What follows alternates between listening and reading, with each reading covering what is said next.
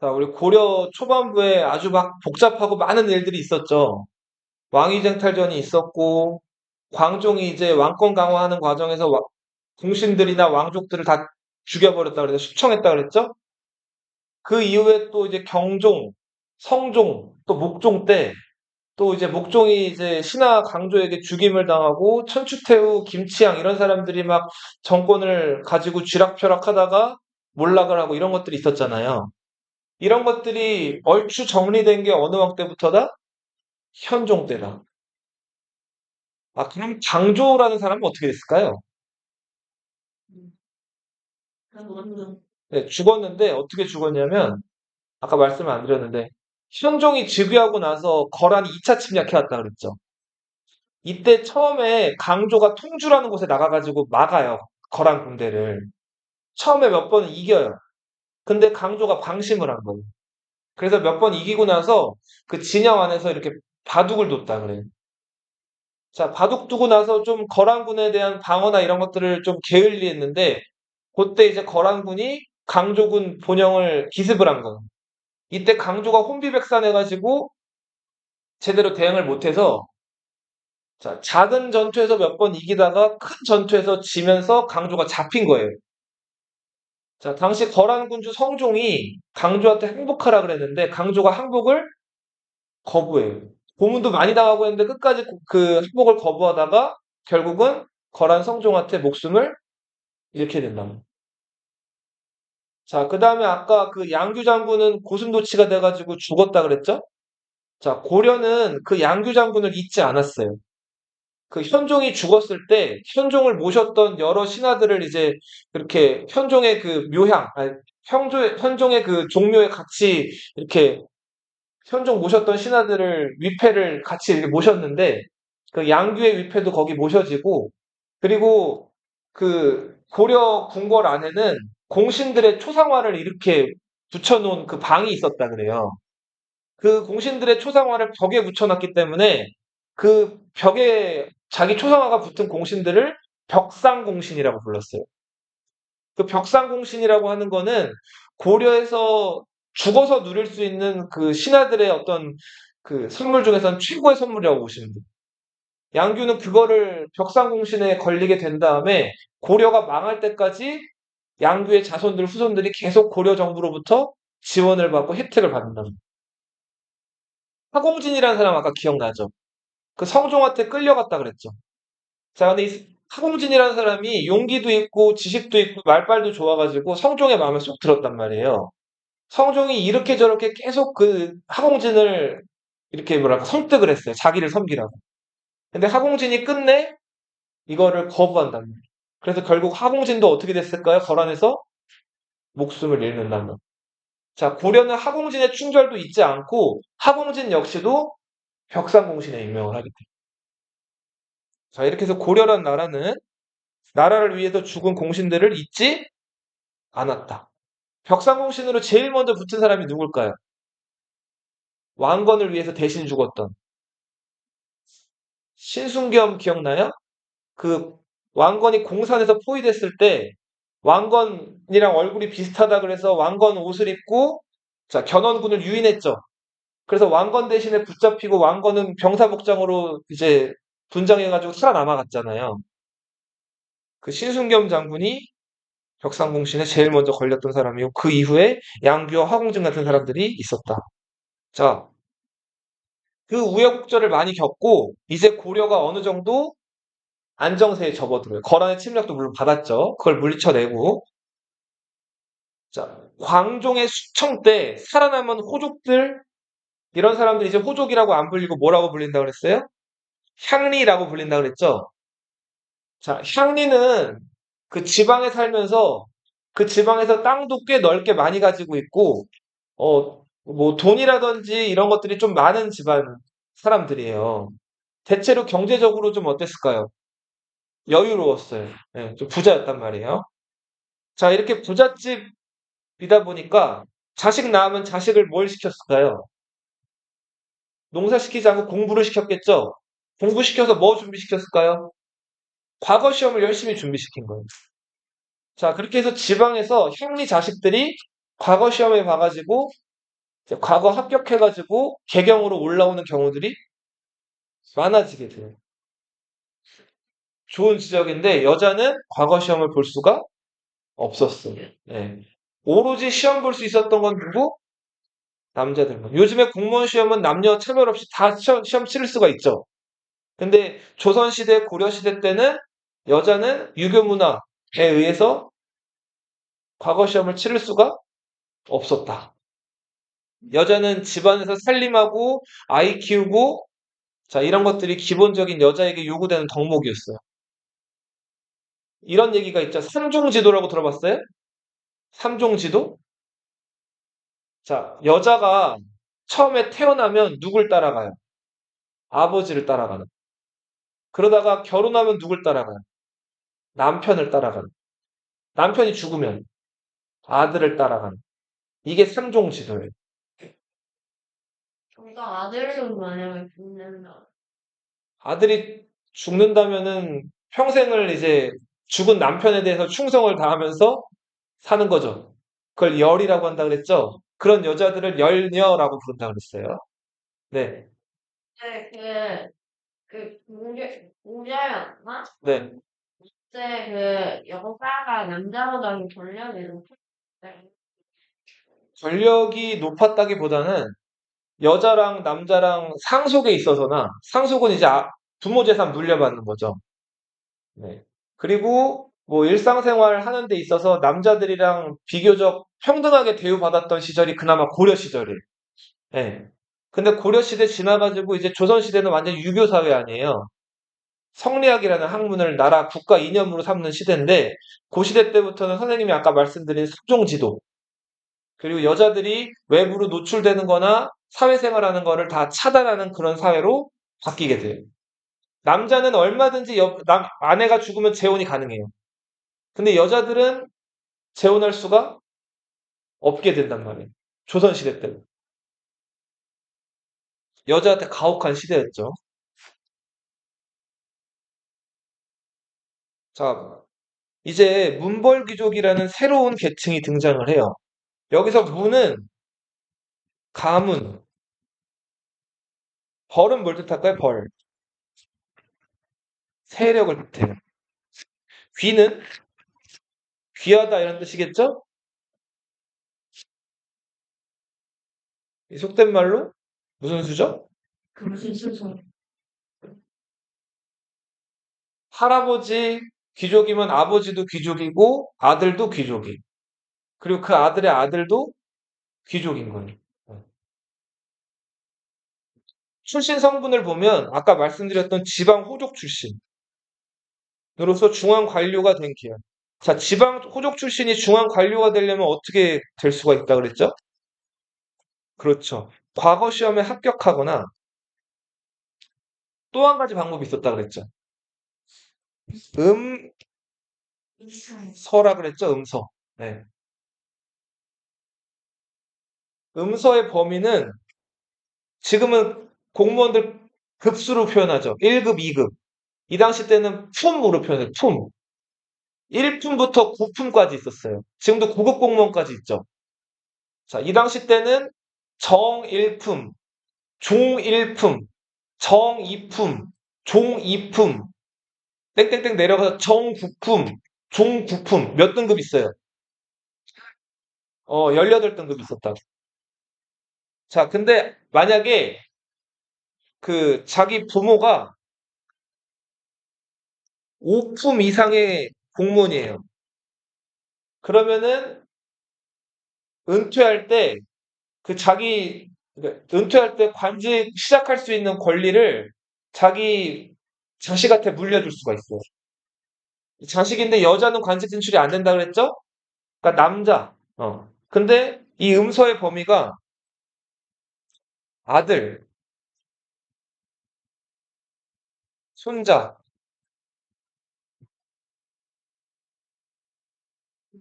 사위까지도 가능했어요. 그리고 외손도 가능했어요. 사위는 딸의 남편이죠. 그죠? 만약에 아들이 없는 경우에는 딸의 남편에게도 관직 자리를 줄 수가 있었다고. 그리고 외손은 딸이 낳은 아들이죠. 딸이 낳은 아들한테도 관직 자리 하나 줄 수가 있어. 5급 공무원이, 그러니까 5품 이상 공무원이 한 명 있고 그 사람이 은퇴하면은 이 사람들 중에서 딱 한 명 가능했어요, 음서가. 여러 명은 안 되고. 뭔 말인지 알겠죠? 그러니까 같은 집 네. 이상의 사람이 4명 있으면 아주 그렇죠. 저 4명한테 줄 수가 있는 거죠. 네. 근데 여기서도 알 수 있는 거는 사위나 외손은 그 할아버지나 아버지랑 성이 같아요, 달라요? 다르죠? 딸이 데리고 온 남자 아니에요, 사위는. 성이 다르잖아요. 이거는 유교 문화라고 볼 수가 있어요? 유교 문화는 철저한 북이에요, 북에. 그래서 나중에 조선시대 때 유교 문화가 본격적으로 뿌리를 내리게 되면 족보를 만들 때 딸의 이름을 쓰지를 않아요. 딸이 데리고 온 남편 이름도 쓰지를 않아요. 딸의 이름은 처음에 쓰다가 딸이 만약에 다른 데 시집을 가면 그때부터 족보에서 빼버려요. 당연히 외손자 이런 것들은 이름에 족보에 쓸까요, 안 쓸까요? 조선시대 때는 안 쓴단 말이에요. 근데 고려시대 때는 족보를 만들 때도 아들, 딸 상관없이 다 기록을 해요. 그리고 딸의 남편이 사위도 기록을 하고 외손자 이런 거 다 기록을 한단 말이에요. 그리고 요즘에는 없어졌지만 예전에는 그 집을 뜻하는 한자가 호라는 단위예요. 지금도 남아있죠. 뭐 507호, 605호, 호라고 부르잖아요. 그 집을, 아파트의 그 집을. 그렇게 부르죠? 그 호의 주인을 호주라고 불러요. 뭐라고요? 호주. 자, 이게 노무현 정권 때 2005년에 없어지긴 했어요. 그래서 요즘에는 호주제가 없어졌는데 예전에는 호주가 있었는데 그 호주는 조선시대 때는 누구만 가능했을까요? 귀족. 남자만 가능했어요. 호주가 누구만 가능했다고요? 남자만 가능했어요. 근데 고려시대 때 족보가 남아있는 것들이 있거든요. 여자도 호주가 가능했어요. 예. 그런데 이게 이제 조선시대 넘어오면서 국외관념이 확산되면서 호주는 오로지 남자. 예. 여자는 심지어 족보에 잘 기록되지 않는 경우도 많아진다. 자, 그리고 신라 육두품 출신 유학자들. 이들이 이제 역시 과거 시험을 잘 봤겠죠? 과거 시험에 합격한 사람들이 이제 점점 관직에 나아가게 된다. 자, 그래서 과거와 음서를 통해서 관직을 독점하고 이들은 재상이라고 하는 건 2품 이상의 고위 공무원들을 얘기하거든요. 그 고위 공무원들이 돼서 전국을 주도해 나갔다. 이들은 자, 돈이 많았어요. 일단은 나라에서 공무원에 해당하는 그 아까 전식과 얘기했죠. 자, 예전에는 나라에서 요즘에는 돈으로 계좌에 쏴주죠. 근데 이 당시 때는 돈도 돈인데 뭐를 줬냐면 땅을 줬어요. 자, 관직 복무의 대가. 1급 공무원은 1품 공무원은 1품에 맞게, 9품 공무원은 9품 공무원에 맞게 땅을 주는데 이 땅을 과전이라고 불러요. 그러니까 전식과 얘기했죠. 전지는 식량을 수확할 수 있는 땅이고 시지는 뭐라 그랬죠? 나무. 땔감을 수확할 수 있는 땅이라 그랬죠? 이거를 등급에 맞게 나눠주는 땅이 과전이에요. 만약에 관직에서 은퇴하면은 이 과전을 어떻게 할까요? 나라에. 나라에서 받은 땅인데 관직 복무의 대가로 받았으니까 은퇴를 하거나 관직에서 물러나면 어떻게 될까, 이거는? 나라에다가 반납을 해야 된단 말이에요. 어, 엄청 싫겠죠? 그죠? 그리고 나라에서 준 이 과전은 완전히 자기가 가지는 거예요? 아니죠. 소유하는 게 아니죠. 그러니까 나라에서 과전으로 주는 이 땅은 소유권을 주는 거다, OX? X예요. 그럼 뭘 주는 걸까요? 수조권을 주는 거예요. 수는 거둔다라는 거고, 조는 조세를 얘기해요. 조세를 거두는 권리. 그거를 나라에서 월급 대신에 주는 거예요. 이해돼요? 그러다가 은퇴하면 이걸 어떻게 해야 된다고요? 나라에 반납을 해야 되는. 근데 요 당시 과거급제하고 관직에 나간 사람들이 지금 공무원이랑 어떻게 보면 같은 개념이지만 지금보다 예전 이 관직에 나간 사람들이 권력이 더 어땠을까요? 훨씬 셌단 말이에요. 이 당시 때는 직업이라는 게 별로 없어요. 농사 짓거나 공부해서 관직에 나가거나. 그리고 관직에 나가도 그 벼슬자리가 얼마 안 돼요. 근데 얼마 안 되는 그 높은 벼슬자리에 올라가면 권력이 정말 컸단 말이에요. 그러다 보니까 이 사람들이 보통 과전을 받으면 은퇴할 무렵에 이거를 나라에 잘 낼까요, 안 낼까요? 어떻게든 불법적인 방법이든 무슨 방법을 동원해가지고 이 땅을 자기 땅으로 만들어 버린단 말이에요. 자, 그리고 한편으로는 또 공음전이라는 땅도 있었어요. 이거 중요하죠. 자, 음자 나왔죠? 이거 아까 음서랑 성격이 같아요. 음하면 뭘 떠올리라 그랬어요? 조상을 떠올리라 그랬죠? 조상. 공음전은 5품 이상의 고위 관리가 자, 은퇴하면서 자기 자식에게 물려줄 수 있는 땅이에요. 이걸 나라에서 주는 거예요. 자, 그러니까 우리 음서와 공음전 여기서 알 수 있는 거는 고려 사회는 할아버지가 귀족이면 아빠도 귀족, 아들도 귀족이라는 거예요. 고려는 무슨 사회다? 귀족 사회.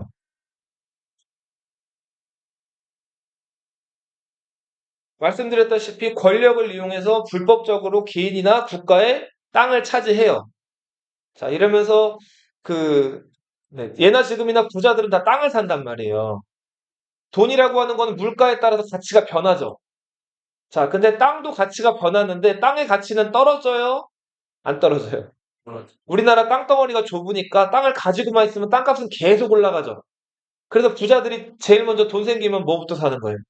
땅 사고 그 위에다 뭐 지어요? 건물을 짓죠. 그죠? 그 다음에 건물을 임대를 주죠. 그래서 거기서 임대료를 얻어먹는 거 아니에요. 그죠? 네. 특권을 누리면서 보수화. 보수라는 말 들어봤어요? 자, 우리 그 정치적으로 기존의 것들을 지키고 잘 바뀌지 않으려는 그 기존 세력 유지하자는 입장. 이 사람들 보수라고 부르죠.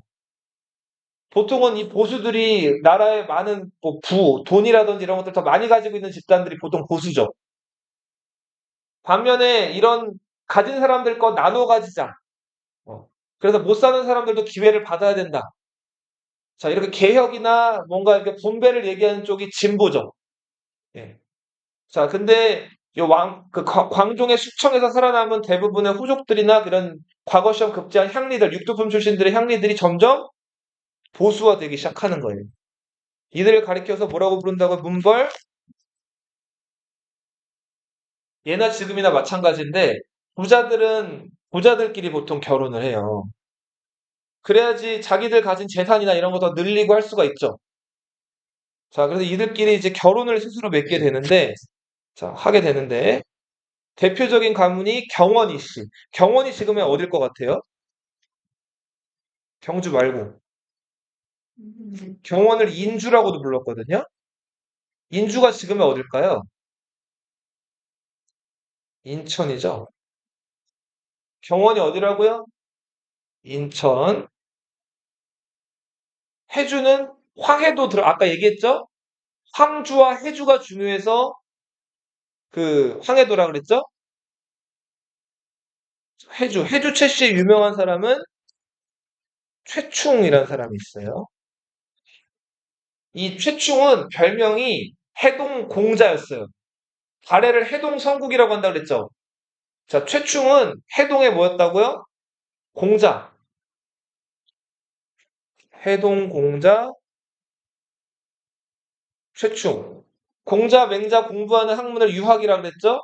이걸 아주 잘해가지고 과거 시험에 장원급제했어요. 그것뿐만 아니라 이 사람은 오랫동안 관직 생활을 하면서 문종 때 과거 시험 출제위원을 아주 오랫동안 했어요. 거의 그 30년 동안 관직 생활하는 동안 내내 그 출제위원을 했단 말이에요. 그러니까 오늘날로 치면 수능 출제위원을 30년을 한 거예요. 자, 그러면서 이 사람이 이제 수능을 출제했다 그랬죠? 자, 이런 사람들을 뭐라고 부르냐면 지공거라고 불러요. 지공거는 과거 시험 출제위원이라 그랬죠?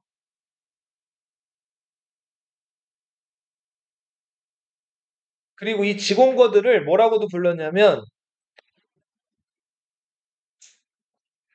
좌주 혹은 죄주라고 불렀어요.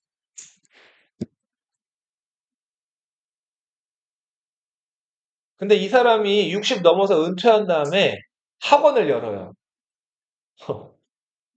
자, 나라에서 운영하는 이제 학교는 국자감이 있었죠. 그 국자감은 나라에서 세금으로 운영하는 학교이기 때문에 관에서 운영한다 그래서 관학이라고 불렸어요. 관자 들어가는 건 다 국가 세금으로 운영되는 거죠. 관에서 일하는 그 공무원들 관리라고 부르잖아요. 근데 최충은 은퇴한 다음에 개인 학원을 열었다 그랬죠. 그 개인 학원은 관학이라고 안 부르고 뭐라고 부를까요? 사학이라고 불러요. 사적이다 이런 얘기 들어봤죠? 그 사학이 유명한 사학이 12개가 있었는데 사학 12도.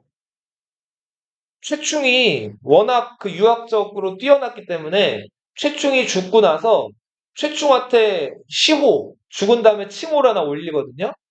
우리 이순신 장군 죽은 다음에 워낙 나라에 세운 업적이 커가지고 충무공이라고 시호를 올렸죠. 이 최충은 문헌공이라는 시호를 받아요. 자, 이 문헌공이 연 학원을 문헌공도라고 불렀어요.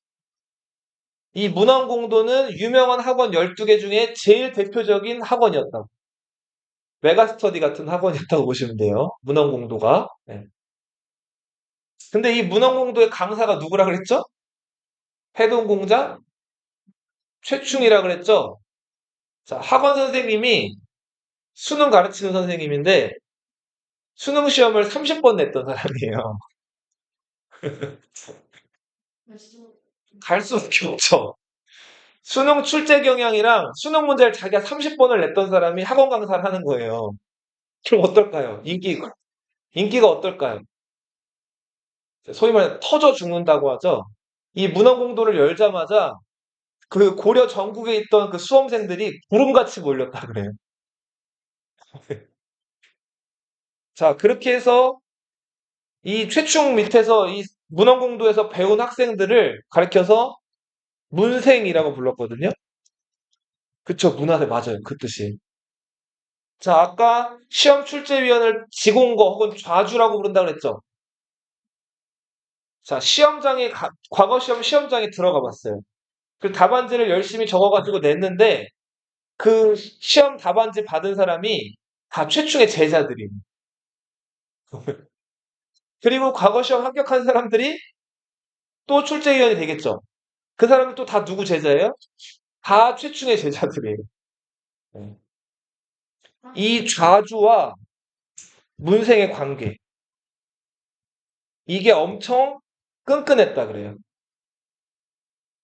그래서 나중에 이제 관직에 나아가도, 보통은 최충 밑에서 배운 사람들이 자기 제자들이나 자기랑 같이 배웠던 사람들 좋은 자리에다 추천하고 하겠죠. 이런 식으로 고려라는 나라는 좌주와 문생의 관계, 스승과 제자의 관계가 굉장히 어땠다? 끈끈했다. 그리고 이들이 자기들끼리 이제 집안에 딸이 있으면 결혼시키고 집안끼리 엮이기 시작을 하는 거. 이런 사람들을 문벌 귀족이라고 불렀다. 태평윤씨, 왕건이 후삼국 통일할 때 왕건을 도왔던 공신, 윤신달의 자손들이 만들었는데, 윤신달의 자손들이 대표적인데, 태평윤씨의 유명한 사람이 윤관이라는 사람 들어봤어요?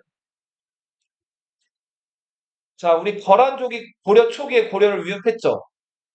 이제 고려 중반부에 접어들면서 거란족은 더 이상 이제 고려를 위협하지 못하고 대신에 여진족, 예전에 말갈족이라고 불리던 여진족들이 고려를 괴롭혔단 말이에요. 그 여진족들이 계속 고려를 침략해 들어올 때 이 문벌 귀족 중에 하나, 과거 급제했던 윤관이라는 사람이 그 당시 국왕이었던 예종에게 건의를 해가지고 여진족이랑 싸워봤어요. 근데 여진족이 생각보다 만만치가 않았단 말이에요. 그래서 몇 번 졌어요. 이거 안 되겠다 그래서 윤관이 다시 예종한테 건의를 해서 특수부대를 만들어요. 자, 여진족들이 말을 잘 탔단 말이에요. 그래서 고려 군대도 기병을 중심으로 해서 군대를 조직을 해요. 신기군. 그리고 기존에 있던 보병들도 무기나 이런 것들을 강화해요. 신보군. 네. 그리고 그 저 마귀를 때려잡는 군대라고 해서 마귀를 때려잡는 건 스님들이죠. 그쵸? 스님들로 구성된 항마군, 저항하다 마귀, 항마군 이 세 개의 부대를 합쳐서 별무반이라는 특수부대를 만든단 말이에요. 자, 윤관이라는 저 장군이 별무반이라는 특수부대를 만들었다 그랬죠? 그리고서 여진족들을 정벌한단 말이에요. 그리고 쌓아놓은 상이 동북구성이라는 성이 나중에 또 얘기할 거예요. 경주김씨, 자 중요하죠? 경주김씨는 누가 있을까요? 대표적인 인물. 아까 경순왕, 김부가 있었죠? 그 김부가 경주김씨의 어떻게 보면 제일 저 시족격인 인물이죠. 물론 더 그 위로 올라오면 신라 왕실이 있고. 자, 김부 말고도 그 김부의 후손들이 신라에서 높은 관직들을 대부분 차지해요. 자, 선생님 보세요. 아까 우리 현종 기억나죠? 현종의 아빠가 누구였어요? 안종욱이었죠? 기억나요? 대종욱 아니고 안종왕욱이었죠? 그죠? 그 안종왕욱의 엄마가 누구였는지 기억나요? 어, 신성왕후 김씨였죠? 신성왕후 김씨는 자기 아빠가 김영렴이라고 신라 왕손이었죠? 그죠? 그러니까 안종욱은 어디 계통이에요? 아버지는 태조 왕건이지만 엄마 쪽이 신라 계통이죠? 그죠? 그리고 그 안종욱의 아들이 현종이었잖아요. 그래서 현종 초반에 신라 계통, 살아남은 그 신라 경주김씨 계열들이 많이 이제 그 관직에 나온단 말이에요. 그리고 그 후손 중에 유명한 사람이 김부식이라는 사람. 들어봤어요? 학교에서 김부식은 아버지도 장원급제를 했고, 김부식 네 형제가 사형제인데, 다 장원급제를 했어요. 굉장히 뛰어난 그 가문이고, 그리고 공자, 맹자 공부하는 거에 있어서는 넘버원. 최고의 유학자였다. 유학자. 그쵸? 지금 과거 시험 공부하는 사람들은 과거 시험 출제 과목들이 다 공자, 맹자 얘기들이란 말이에요. 그러니까 다 유학자들인 거예요. 네. 자, 그래서 김부식이 인종이라는 왕의 명령을 받아서 쓴 역사책 있죠? 삼국 사기라는 역사책이죠? 네. 자, 이런 사람들 과거 시험 급제해가지고 관직에 나아가서 높은 관직들을 차지하고 자기들끼리 결혼했다. 근데 이들의 로망, 워너비, 자기들끼리 결혼하는 것도 좋지만 어느 집안이랑 결혼해야지 자기네 집안이 제일 높아질까요? 왕족이랑 결혼해야지 자기네 집안이 제일 높아지겠죠. 근데 아까 얘기했죠. 태조 왕건 그 왕씨 가문에서 딸이 태어나면 외부로 시집을 보낸다 그랬어요? 다 근친혼한다 그랬죠. 근데 이거는 또 예외죠. 신하들 집안에 있는 딸을 그 왕건 집안의 그 왕자들이랑 결혼을 시킨단 말이에요. 자, 그래서 이 문벌귀족들은 자기 집에서 딸이 태어나면 다 어디에 시집 보내고 싶었을까요? 왕족에게 시집 보내고 싶었단 말이에요. 그리고 그거를 아주 적극적으로 성공적으로 이뤄낸 가문이 여기 제일 앞에 써놓은 어느 가문? 경원이 씨, 인주 이씨 가문이라고. 그 이씨가 이자연이라는 사람. 아마 고려 시대에 가장 행복했던 사람을 꼽으라면 이 사람일 거예요.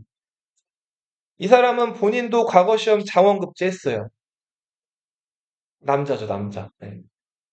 과거 시험 급제했다 그러면 남자죠. 네, 그죠. 자, 근데 이 사람은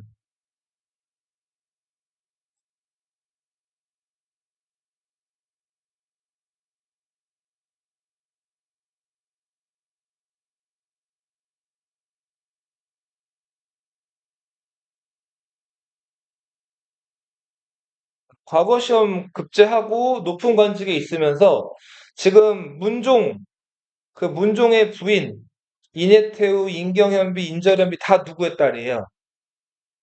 다 이자연의 딸들이죠? 딸을 몇 명이나 지금 왕한테 시집 보냈어요. 3명이나 시집 보냈죠. 그리고 자기 딸과 문종 사이에서 낳은 아들 순종, 자 이네테우의 아들 순종, 선종, 숙종이 다 자기 딸이 낳은 아들들이란 말이에요. 그러니까 이자연은 이 왕들에게는 외할아버지가 되는 거죠. 자기 딸이 낳은 아들들이니까. 그죠? 그리고 이 순종, 선종, 숙종만 예외고 없고 다 보면은 이호의 딸, 이석의 딸, 이해의 딸, 이정의 딸 있죠. 이호, 이석, 이해, 이정 이 사람들이 다 인주이 씨예요. 경원이 씨라고. 아주 노골적으로 지금 왕실에 뭐 보내고 있는 거예요. 다. 딸들을 시집 보내고 있는 거죠. 여기서 그리고 자식이 태어나면 자기 딸의 아들이니까 외손자가 되는 거죠. 그러니까 왕의 외할아버지가 되는 거예요. 왕은 자기의 외손자가 되는 거고. 자, 만약에 너희가 왕 됐는데 너희 할아버지, 할머니, 외할아버지, 외할머니한테 잘하겠어요? 못하겠어요? 잘하겠죠? 그죠? 자, 이렇게 해서 권력을 계속 확대 재생산했던 가문이 인주이씨 집안이다. 자, 그런데 이 숙종만큼은 인주이 씨가 너무 권력이 커지니까 인주이 씨 집안에서 왕비를 안 맞아들여요. 그리고 요거는 그냥 지나가는 얘기로 하면은 문종의 아들 순종이 몸이 약했어요. 그래서 순종은 왕 된 지 3개월 만에 죽어요. 큰아들이. 그 둘째 아들이었던 선종이 왕이 됐는데 선종은 11년 동안 왕 노릇을 하다가 이제 병이 들어서 죽게 되는데 보통 고려시대 때는 만약에 자기 왕자가 나이가 어리면 그 자기 아들이 아니라 자기 동생, 그러니까 형제한테 왕위 계승하는 것도 좀 심심치 않게 일어나는 일이었단 말이에요. 그래서 이 선종이 죽을 무렵에 자기 아들 헌종이 11살이었어요. 나이가 많지 않은 거죠. 자, 그래서 동생이었던 숙종한테 왕위를 물려주나 싶었는데 죽을 때가 되니까 왕자리가 자기 동생한테 가는 것보다는 아들한테 가는 게 낫다고 판단을 했단 말이에요. 그래서 선종이 자기 아들 11살짜리한테 왕자를 물려줬는데 그 사람이 헌종이에요. 근데 숙종이 권력이 야심이 있는 사람이었다고. 그래서 자기 어린 조카, 형의 동생이죠? 헌종을 몰아내고 자기가 왕이 된단 말이에요. 자, 이 사람이 고려시대 숙종이에요. 조선시대도 이렇게 비슷한 임금이 하나 있었죠. 조카를 몰아내고 왕이 된 임금 혹시 들어봤어요? 음, 세조라는 임금 들어봤어요? 조선시대 세조가 자기 형 문종의 동생 단종을 몰아내고 자기가 왕이 됐죠. 고려시대판 세조가 누구예요? 숙종이에요, 숙종. 고려 숙종은 어린 조카 헌종을 몰아내고 자기가 왕이 됐단 말이에요. 네. 자, 근데 아무튼 여기서 볼 거는 숙종이 또 낳은 아들 예종도 또 이씨의 딸과 결혼을 했죠. 자, 여기 보면 이자겸이라는 사람이 나왔죠? 이 이자겸은 아까 얘기했던 이자연의 손자예요. 근데 지금 이자연의 아들뻘 그리고 손자뻘까지 계속 왕실에 시집을 보내고 있죠, 이씨들을. 자, 예종과 이자겸의 딸 사이에서 낳은 아들이 인종인데, 자, 지금 봐요. 인종의 부인도 지금 다 누구의 딸이에요? 이자겸의 딸이죠. 그죠? 자, 봐요. 그러니까 인종 입장에서는 이자겸은, 자, 자기 일단은 엄마의 아빠죠. 그러니까 인종 입장에서 이자겸은 외할아버지죠. 엄마의 아빠니까. 근데 한편으로 또 이자겸이 자기 셋째 딸이랑 넷째 딸을 또 인종의 부인으로 들인단 말이에요. 이러면 이거 어떻게 되는 거예요? 부인의 아빠는 뭐라고 불러요? 부인의 아빠. 장인어른이라고 부르죠? 그죠? 그러니까 인종 입장에서는 이자겸이 외할아버지이기도 하면서 뭐가 된 거예요? 장인어른이기도 한 거죠? 개막장이죠, 진짜 말 그대로. 자, 근데 이럴 정도로 꼬일 정도로 꼬여도 시집을 보내는 거예요. 네. 이제 나올 거예요. 왜 폐비가 됐을까요? 폐는, 폐는 끌어내린다, 쫓아낸다 이런 뜻이에요. 닫는다 이런 뜻이거든요. 이 왕비가 쫓겨나요. 둘 다. 왜 쫓겨났을까요? 그 아주 큰 일이죠. 네. 뭐 그것도 많은 설명인데 이자겸이 반란을 일으켜. 그래서 이자겸이 아니고 그죠? 이자겸의 난이 일어나서 이자겸이 쫓겨난단 말이에요. 그러면서 이자겸의 딸들도 같이 궁 밖으로 쫓겨나게 된 거예요. 자, 그 얘기는 조금 이제 해볼게요. 봐요. 자, 방금 봤죠? 그 표를? 자, 이자연이 죽고 나서 7대 80년 동안, 80년이면 대한민국 1945년에 해방 맞이했죠? 그리고 48년에 건국되고 나서 지금 2026년이죠? 그 기간까지가 80년이거든요? 그 80년 동안 계속 경원 이씨 가문만 저 왕후, 태후 이런 왕실에 시집 가서 다 이런 거 독식을 한 거예요. 권력이 엄청 커졌겠죠? 선생님 봐봐. 너희 아빠 쪽 그 사촌들을 뭐라고 불러요? 음, 너희 아빠 성 따라왔죠? 그 아빠 쪽 사촌들을 친척이라고 부르죠. 친가라고 하잖아요. 그죠? 그럼 엄마 쪽 사촌들은 뭐라고 불러요? 외척이라고 부른다고. 이해돼요? 자, 여기 보면은 경원 이씨 가문은 7대 80년간 왕비를 배출하면서 최대 무슨 가문이라고 나와 있어요? 외척 가문이라고 나와 있죠? 왕실의 외척으로서 어마어마한 권력을 누렸다. 왕실의 친척은 왕실이랑 성이 같죠? 근데 친척이라고는 잘 안 하고 종친이라고 더 많이 불러요. 예. 근데 지금 외척 가문이 힘이 커졌다. 그 중에서도 방금 마지막에 봤던 이자겸. 이 사람은 인종이란 왕의 외할아버지면서 뭐이기도 했어요? 장인어른이기도 했죠?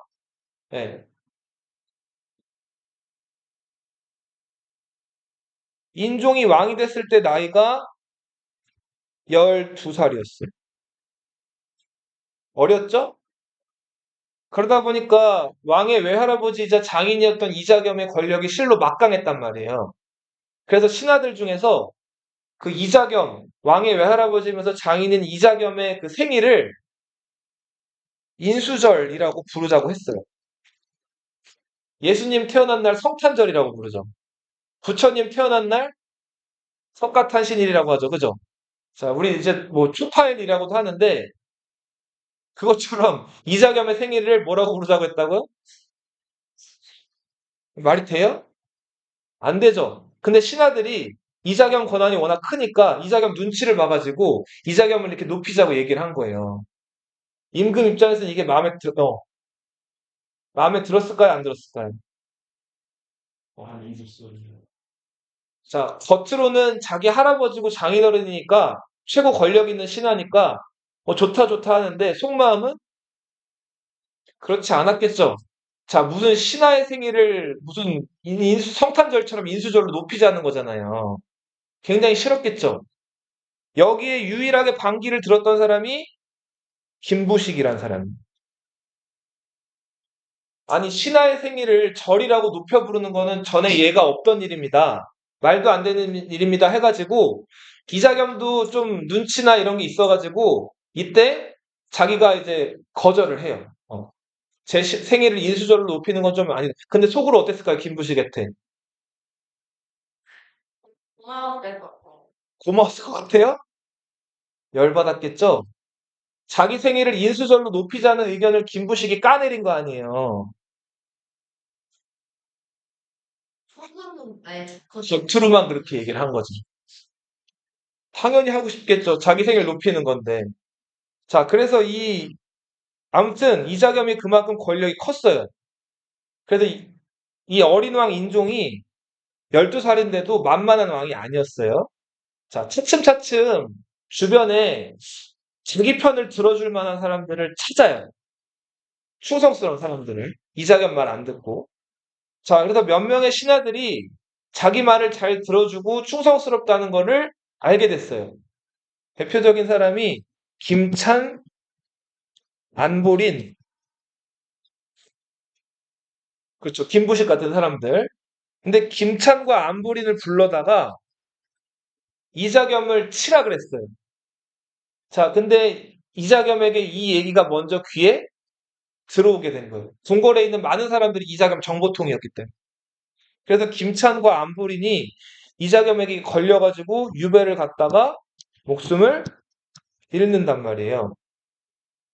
인종이 왕권을 회복하고자 이자겸을 제거하려 한 거죠. 자, 이자겸이 이러고 있다가는 자기 손자, 이자 사위가 자기를 칠 수도 있죠. 자, 그래서 이자겸이 축준경이라는 장군과 함께 예, 반란을 일으켜요. 자, 이게 이자겸의 난임. 먼저 개경 도성을 포위한 다음에 왕한테 나오라 그래요. 자, 왕이 나왔을까요? 안 나왔을까요? 처음에. 안 나와요. 예, 군사로 포위하니까 이거 완전 대놓고 반란군들이 나오라는 거 아니에요. 그랬더니 이 축준경이라는 장군이 궁궐에다 불을 질러요. 불화살을 쏘아가지고. 그죠? 그래서 어쩔 수 없이 인종이 궁 밖으로 나온단 말이에요.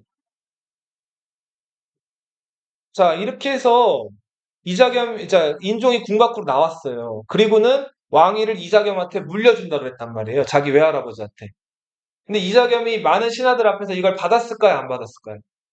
당시에 왕씨가 아닌 다른 성씨가 왕이 된다는 거는 굉장히 좀 사람들이 받아들이기 어려운 부분이었단 말이에요. 이 당시 사람들의 생각에 왕은 당연히 왕건의 후손 왕씨만이 가능했단 말이에요. 그래서 이자겸이 그 예의상 여기서는 왕 물려주겠다는 거를 거절을 했어요. 근데 손자를 살려두면 언제 자기가 해를 당할지 모르죠. 그래서 인종을 어떻게 했을까요, 이자겸이? 바로 죽이지는 않고 자기 집으로 데려가요. 명분은 궁궐이 어떻게 됐으니까? 축준경이 아까 불화살 썼다 그랬죠. 궁궐이 탔으니까 이 할아버지 집에 머무세요 하고 인종을 이자겸 집으로 데려간다. 그리고 사실상 어떻게 한 거예요, 이거? 감금한 거죠. 가둔 거죠. 납치해서. 아, 자, 근데 인종이 보통 또 사람이 아니라 그랬죠? 자, 지금 반란을 누구랑 누가 둘이 일으켰어요. 그렇게. 둘이 일으켰죠? 이 축준경은 사실 설명은 안 했지만 이 고려가 여진족 정벌할 때, 거란 말고 여진족 정벌할 때 그 여진족 때려잡은 그 삼국지로 치면 조자룡 같은 명장이에요. 아주 그 전투를 잘하고 용맹해가지고 고려 군대가 여진족한테 포위돼서 위험할 때마다 축준경이 나타나가지고 이 그 승리를 가져왔던 명장이란 말이에요. 그래서 군대에서 좀 인기가 많았던 장군인데 이 척준경이 당시에 그 자기 동생이었던 척준신이랑 자기 아들이 요 인종한테 먼저 제거가 되는 바람에 이자겸한테 가담을 한 거예요. 그리고 척준경이 참다 못해서 궁궐을 불을 질렀죠. 그리고 인종은 갇혀서 일단은 반란은 성공한 것처럼 보였는데 반란을 둘이 일으켰다 그랬잖아요. 인종이 요 사이를 파고들어요. 자, 어떤 일이 있었냐면 이자겸 집이 큰 집이니까 집에 노비가 많았겠죠. 척준경 집에도 노비가 많았단 말이에요. 근데 이자겸 집 노비가 척준경 집 노비랑 만난 자리에서 무슨 얘기를 하냐면, 야, 너희 집 주인 척준경이 궁궐에 불 질렀지?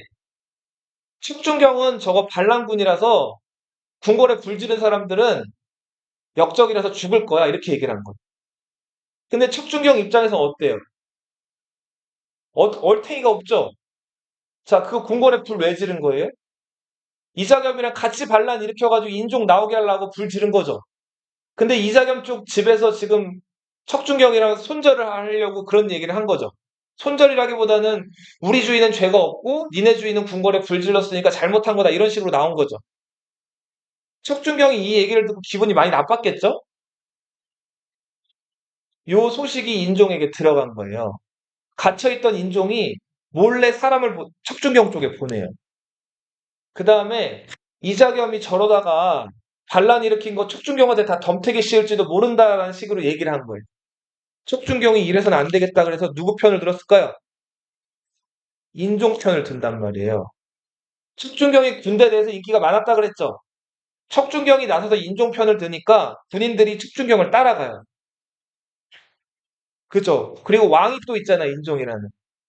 그래서 척준경의 군대를 동원해서 이자겸을 공격해서 잡는단 말이에요. 근데 이자겸은 왕과 같은 피가 흐르고 있죠. 왕의 외할아버지이자 또 왕의 장인어른이기도 하잖아요. 그래서 이자겸을 죽이지는 않아요. 대신에 이자겸을 유배를 보내는데 어디로 보내냐면 전라남도 영광으로 유배를 보내요. 자, 이자겸은 왕의 외할아버지면서 장인으로서 어마어마한 권력을 누리다가 한순간에 지금 유배를 가버렸죠. 자, 이제 추락을 하게 된 거예요.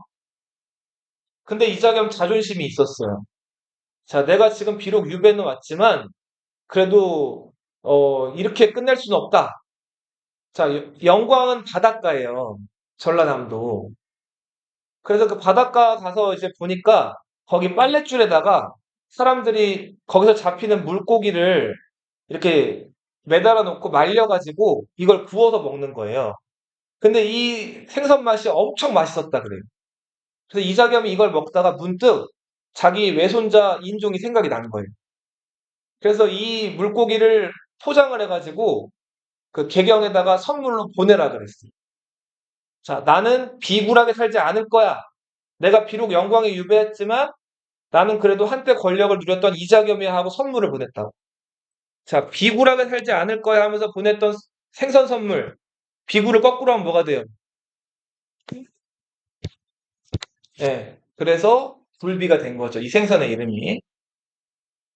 이자겸이 맛있게 먹었던 이 생선의 이름, 어, 곱창. 뭐, 그렇죠. 비슷한 뜻이죠. 비굴하게 살지 않겠다. 굴복하지 않겠다. 이런 뜻인데, 그 비굴을 거꾸로 해서 뭐가 된 거예요? 굴비가 된 거예요. 척준경은 이자겸을 몰아내서 잠깐 동안 권력을 누렸는데, 결정적인 큰 죄가 있었죠. 궁궐에 뭘 했어요? 불을 질렀죠. 그래서 이 척준경을 당시 대간은 뭐 하는 사람들이냐면, 왕이 잘못하거나 신하가 잘못했을 때, 그거를 꼬집는 사람들이에요. 요즘에 대통령이나 정치인들이 잘못하면 그걸 누가 꼬집어요? 뉴스랑 신문에서 꼬집죠? 자, 이런 뉴스랑 신문을 우리 뭐라고 부르죠? 언론이라고 부르죠? 이 당시 때는 뉴스나 신문이 없었기 때문에 이걸 사람이 꼬집었단 말이에요. 그 역할을 하는 관리들을 대관과 간관을 합쳐가지고 대간이라고 불렀어요. 대간은 왕이 잘못하면 왕 앞에서 어떻게 했을까요? 엎드려서. 아니 되옵니다. 전하했단 말. 대간이 주로 했던 얘기 뭐라고요? 아니 되옵니다. 전하. 고려시대 때는 폐하라고도 불렀죠. 황제라고 여겼으니까. 자, 당시 대간이 그 신하들을 꼬집거나 왕을 꼬집는 거를 뭐라고 불렀다? 탄핵이라고 불렀어요. 우리 대통령 어떻게 됐어요? 탄핵된 적 있죠? 두 번이나. 그죠? 내용. 그죠. 맞아요. 자, 그렇게 해서 척춘경이 또 유배를 가게 됩니다. 이때 척준경을 쫓아냈던 그 대간이 정지상이라는 사람이었어요. 나중에 너희 고등학교 가면 이 사람 배울 거예요. 정지상이라는 사람은 평양 출신이에요. 자, 평양은 고려시대 때 뭐라고 불렸다 그랬어요? 왕건이 뭐라고 높였다 그랬어요, 평양을? 서경. 서경이라고 부른다 그랬죠, 서쪽의 수도라 그래서. 정지상은 어디 출신이었다고요? 서경 출신이어서 평양. 평양에는 어떤 강이 흘러요? 대동강이 흐르죠. 자, 대동강물을 보면서 떠나간 떠나간 여자친구를 그리는 시를 썼어요. 이 정지상은 아주 유명한 시인이었어요.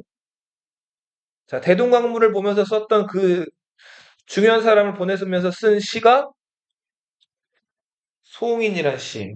정지상의 송인. 정지상이 탄핵을 올려서 척준경을 어떻게 했다고요? 쫓아냈어요.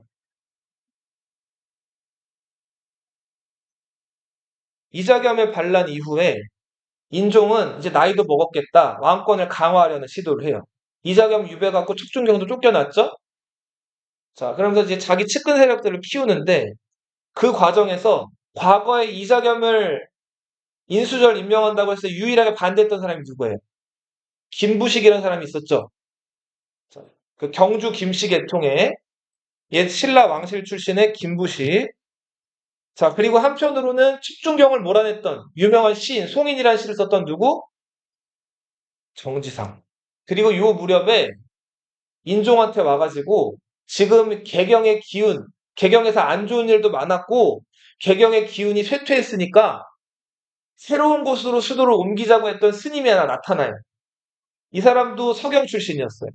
이 스님이 그 유명한 묘청. 정지상 고향이 어디라 그랬어요?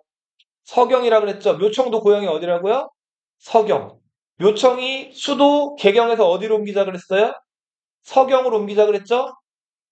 풍수지리설 들어봤죠?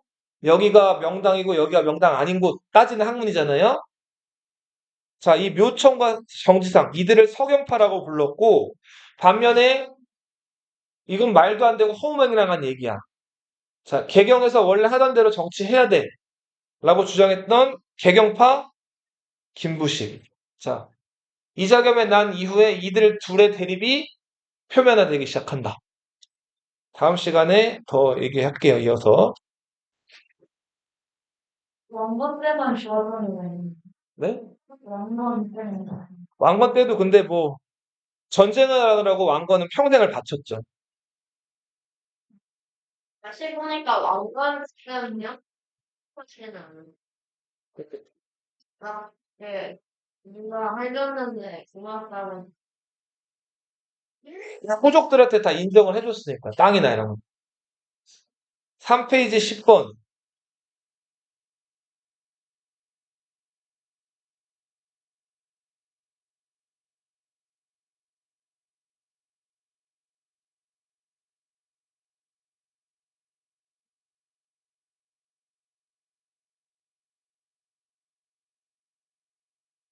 십5 페이지 11번, 13번.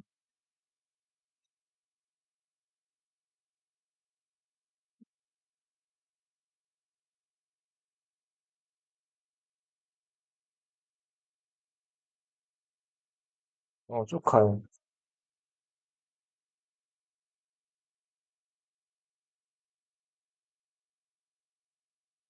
27페이지 11번.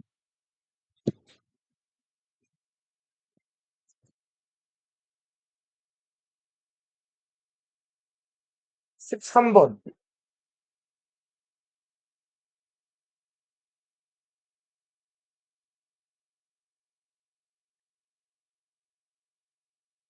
28페이지 16번.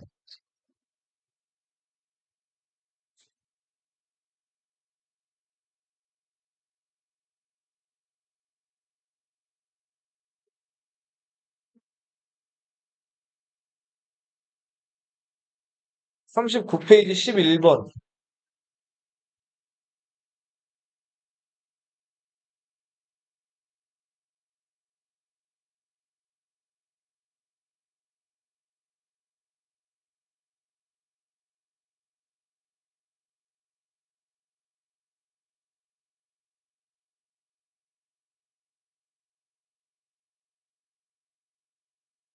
52페이지 13번.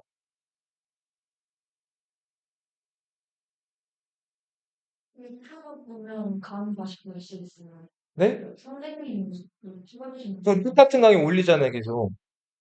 빠진 사람들 보강 들으라고.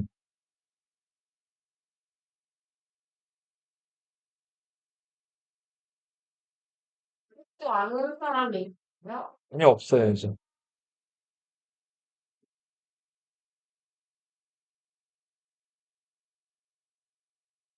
63페이지 12번. 13번.